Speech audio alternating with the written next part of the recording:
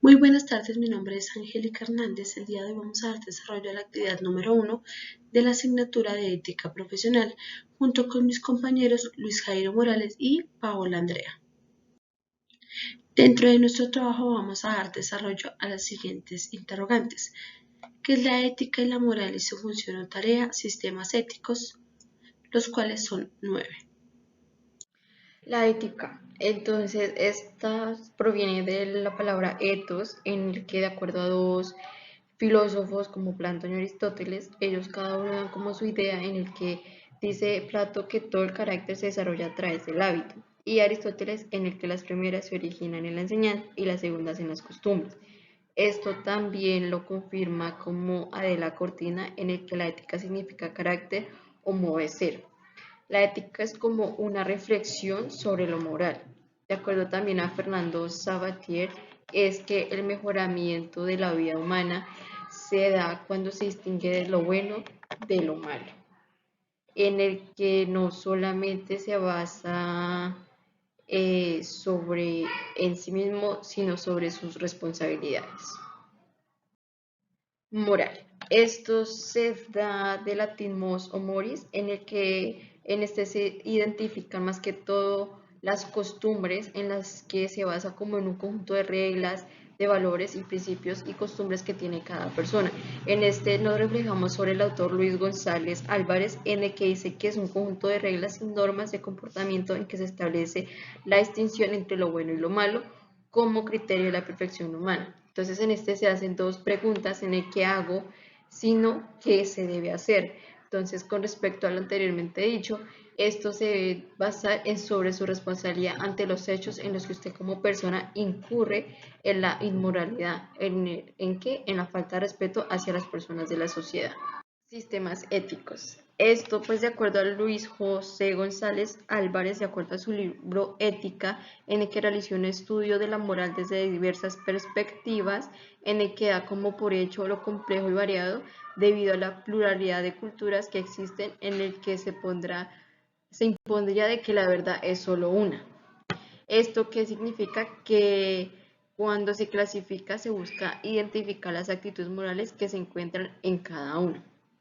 De acuerdo a esto, pues se basaron tres grandes grupos, en el que primero tenemos a la modelos Grecia clásica de Aristóteles, en el que se basaba en que las virtudes más importantes del hombre son las del alma, especialmente las de su parte racional, que está conformada por el intelecto y la voluntad.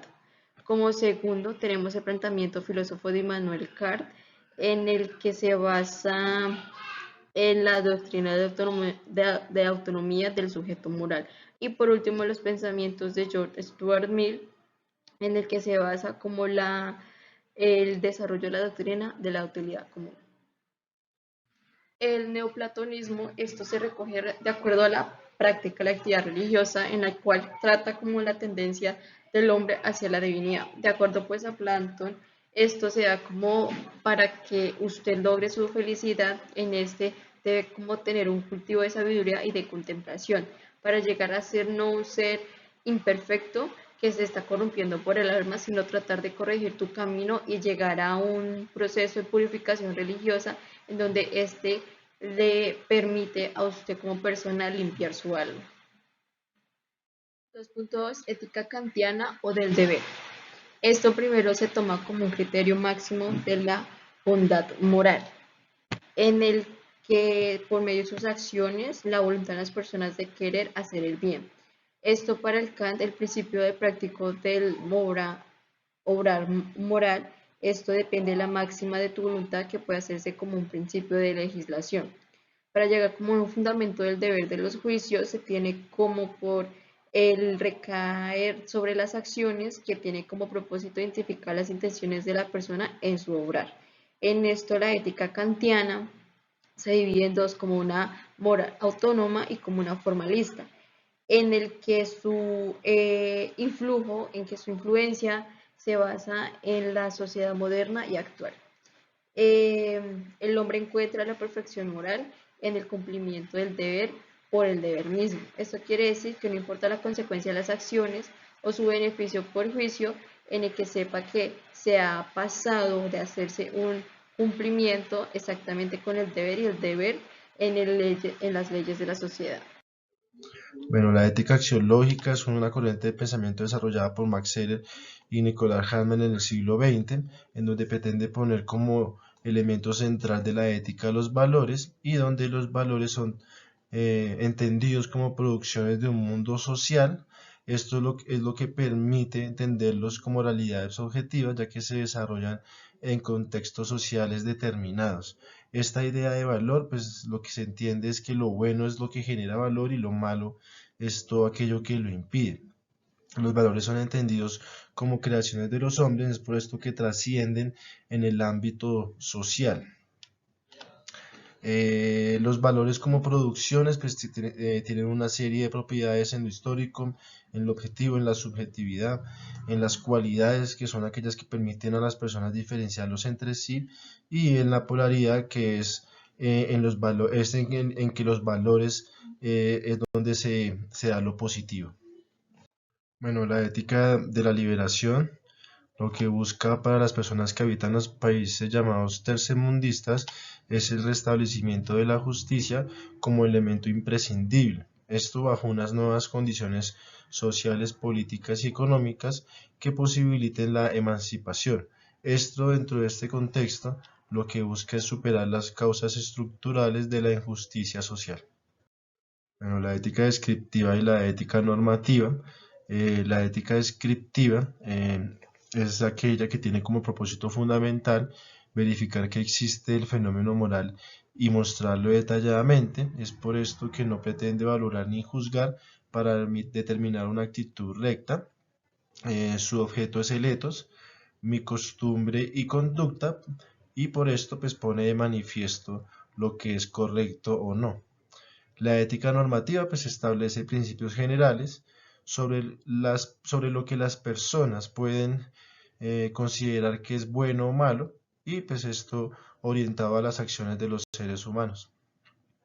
La ética comunicativa es un modelo de ética desarrollado por los filósofos alemanes Karl Otto Appel y Jürgen Habermas, en la que se expone como núcleo fundamental el diálogo y la comunicación. El interés de estos autores es justificar y fundamentar la ética en la actual sociedad pluralista.